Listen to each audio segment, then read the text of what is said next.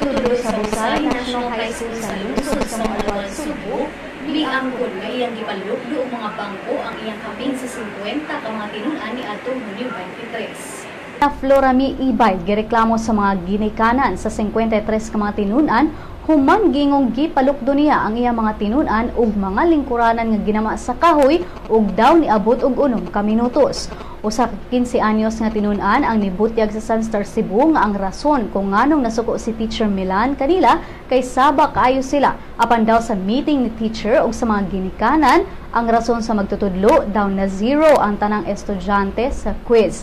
Si Teacher Milan niangkon sa mga reklamo sa mga ginikanan nga iyang gipalukdo og mga bangko ang mga estudyante apan matud diha dili 6 ka minutos ang gidugayon kundi 3 ka minutos lang. Si Milan nangayo og pasaylo sa mga ginikanan sa mga bata tungod kay matud niya tawo ra sab siya nga masayop ug dunay limitasyon ug nadala siya sa iyang emosyon.